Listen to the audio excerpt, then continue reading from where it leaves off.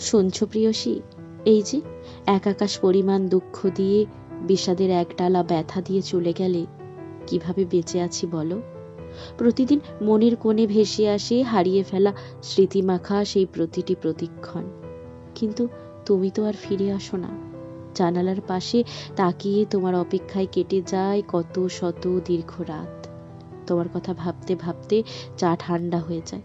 চিৎকার করে কান্না করতে ইচ্ছে করে, তবু সব গলায় আটকে থাকে। কভু লোকে যদি জেনে যায়।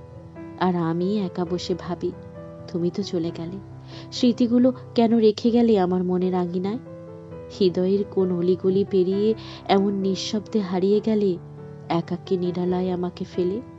শুনছো প্রিয়সী, তোমার অনুপস্থিতি এখন অভ্যাস হয়ে গেছে। অভ্যাসের মতোই কষ্ট দেয়। রাত নামলে বিছানার এক পাশ ঠান্ডা থাকে, শুধু বুকের ভেতর আগুন জ্বলে। আমি কথা বলি দেওয়ালের সঙ্গে, স্মৃতির সঙ্গে, তোমার রেখে যাওয়া নীরবতার সঙ্গে। কেউ জানে না এই নীরবতাই আমার একমাত্র সঙ্গী। কখনো মনে হয় তুমি বুঝি দূরে যাওনি, শুধু একটু মনের আড়ালে দাঁড়িয়ে আছো। হয়তো আমায় পরীক্ষা করছো, দেখছো আমি তুমিহীনা হয়ে বাঁচতে পারি কিনা। পারি প্রিয়সী, এখনো পারি। প্রতিটি শ্বাসে, প্রতিটি দীর্ঘশ্বাসে তোমার নাম ভেসে ওঠে। শুনছো প্রিয়সী, আমি অভিযোগ করতে শিখিনি। তুমি যা দিয়েছ, ব্যথা, দুঃখ, শূন্যতা, সবই যত্ন করে বুকের ভেতর তুলে রেখেছি। জানোই তো, এগুলোও তোমারই দেওয়া।